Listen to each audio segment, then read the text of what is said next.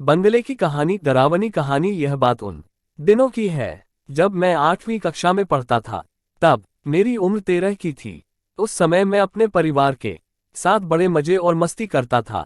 मेरे परिवार में मम्मी पापा और बहन और मेरी दादी भी रहती थी। मेरे पापा रेलवे की नौकरी करते थे, इसलिए हम लोग रेलवे के मकान में रहते थे। जब मेरे पापा रिटायर हुए तो हम लोग एक बड़े बंगले में रहने चले गए। उस बंगले में मैं बहुत खुश था, क्योंकि मैं पहले से सोच रहा था कि हमारा खुद का बड़ा घर हो। जब हम लोग घर में रहने गए तो हमें एक बेचैनी सी महसूस हो रही थी और हम रात को देर से सोते थे, क्योंकि हमें डरावनी पिक्चर बहुत पसंद थी और हम देर रात तक टीवी देखते रहते थे। और हमारा बाकी का परिवार खाना खाने के थोड़ी ही देर बाद सो जाते थे। एक दिन की बात है, जब मैं रात में 11:30 बजे टीवी देख रहा था, तब मुझे लगा कि बाहर से कोई आवाज आ रही है। मैंने सोचा मम्मी या पापा पानी लेने के लिए उठे होंगे, वहीं से आवाज आ रही होगी। उस समय मैंने ध्यान नहीं दिया, लेकिन थोड़ी देर बाद जब मैंने टीवी बंद कर दी तो मुझे फिर से पायल बजने की आवाज आ रही थी, कि जैसे कोई मेरे पास चला आ रहा हो। मैंने देखा तो कोई ना दिखा तो मेरे पैर थर थर कांपने लगे और मेरे होश उड़ गए। ये कैसी आवाज है? तभी पायल की आवाज बंद हो गई। थोड़ी देर बाद आवाज फिर से आने लगी तो मेरा दिल जोर जोर से धड़कने लगा, मानो मेरा दिल बाहर आ जाएगा।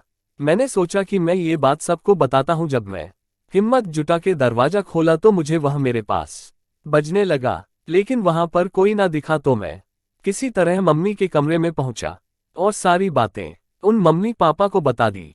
मेरे पापा मानने को तैयार नहीं थे कि मैं सच बोल रहा हूँ, क्योंकि उनको जोर से नींद आ रही थी और वह थोड़े नींद में भी थे। यहाँ तक कि कोई ने मेरी बातों पर ध्यान ही नहीं दिया। तो मैंने सोचा कि आज रात मैं मम्मी पापा के साथ ही सो जाता हूँ। ऐसा करते करते करीब 8 या 9 दिन बीत गए। तभी वह आवाज फिर से आने लगी, लेकिन वह मेरे सिवाय किसी और को सुनाई ही नहीं दे रही थी। और अब तो वह आवाज चाहे जब आने लगी, लेकिन मेरे साथ कुछ गलत नहीं हुआ और मेरे पापा ने वह बंगला ही बदल दिया और हम लोग फ्लैट में रहने चले गए। हमारे बाद उस बंगले में हमारे जान पहचान वाले लोग रहने आ गए। उनका छोटा बेटा हमारा बड़ा अच्छा मित्र था। एक बार वह हमसे मिलने हमारे घर आया और हमसे पूछने लगा कि एक बात मैं तुमसे पूछ रहा हूँ, सच सच बताना कि उस घर में कभी तुमने किसी के चलने या फिर पायल बजने की आवाज सुनी थी। तब तो हमें पक्का यकीन हो गया कि उस घर में कुछ तो था और मैंने फिर से अपने परिवार को बताया।